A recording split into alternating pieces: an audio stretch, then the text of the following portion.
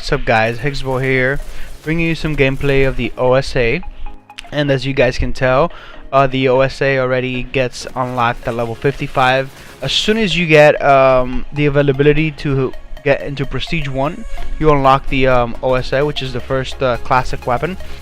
Right after that, they give you a Prestige token, same ones they giving you in every other Call of Duty, the permanent unlock token.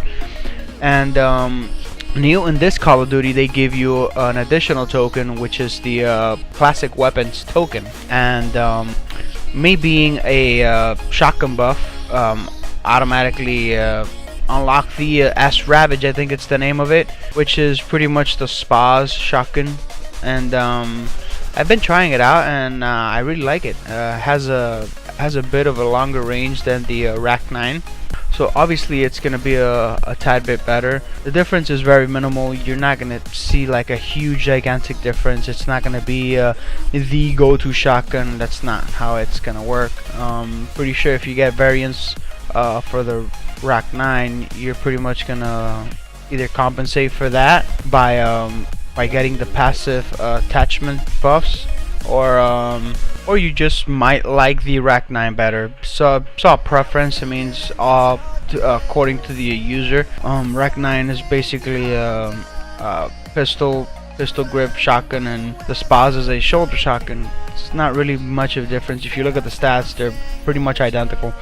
But anyways, enough with the shotguns. Let's talk about the OSA and what I think about it. Well, I have to say the OSA has many great perks and then has many great downfalls as well. The first downfall is that the OSA acts more as a SMG than an assault rifle. And the reason I say that is because it has very fast fire rate. I mean, fast fire rate for an assault rifle, that is.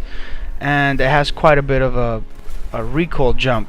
However, all of these things could be muffled down, or they could be countered quite a bit, not completely but quite a bit, when you actually use a foregrip and you adapt a silencer onto it. You can counteract the recoil quite a bit, whereas at least that's what I've seen from using it.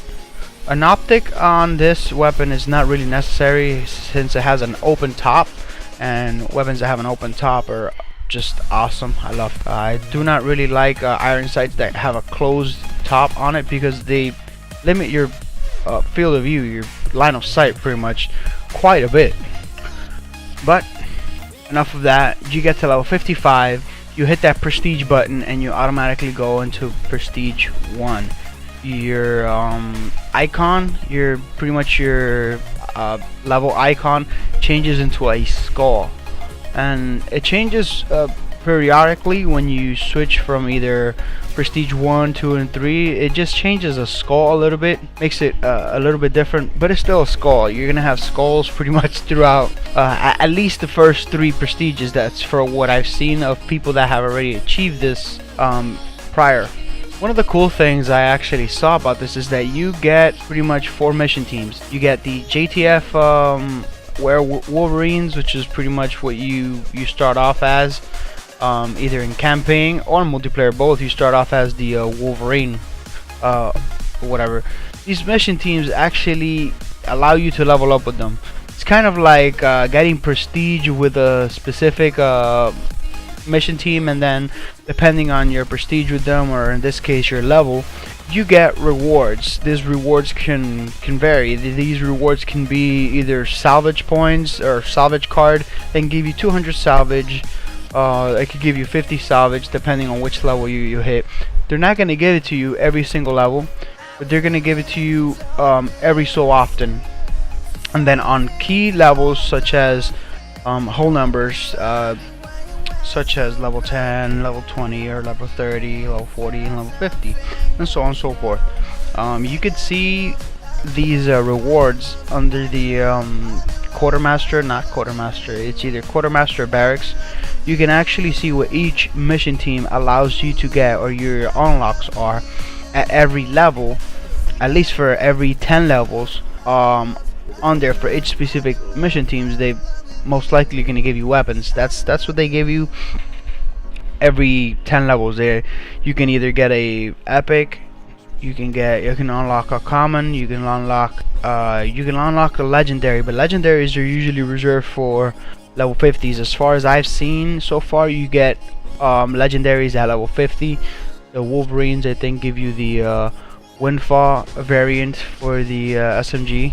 FHR 40, at level 40 for the Wolverines you get the Karma 45 Kismet, which is the epic version of it, and so on and so forth. You guys can check it out.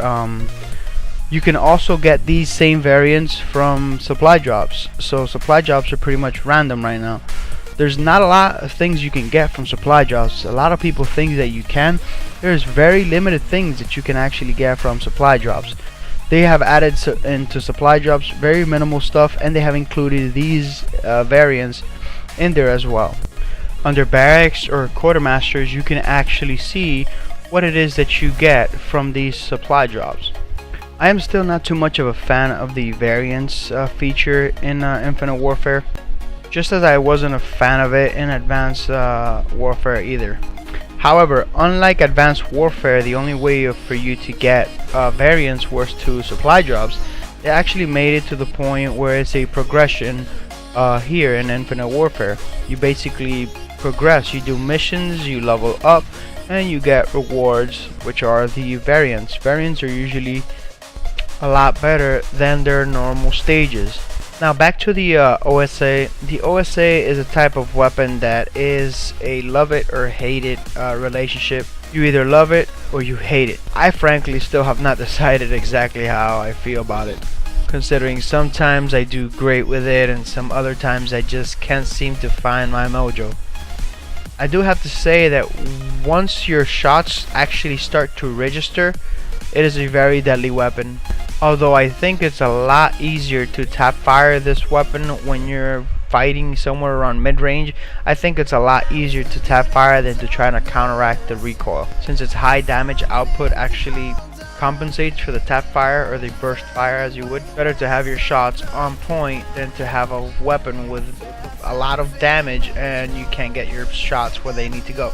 Going back to the topic of variants, guys, if you see yourself actually ending up in second, third place and you have more kills than your first place counterpart or your opponent, you're playing kill confirmed, then you have more confirms and you have a higher KD ratio, and you're still seeing yourself placing in second or maybe sometimes even third, and you don't know how exactly it is that that's happening, well, someone in Infinity Ward actually thought it was a nice idea to include a variant that increases your points. Yes, increases the amount of points you get per kill. There are obviously little prerequisites that you have to do, like it's not just go out and kill somebody.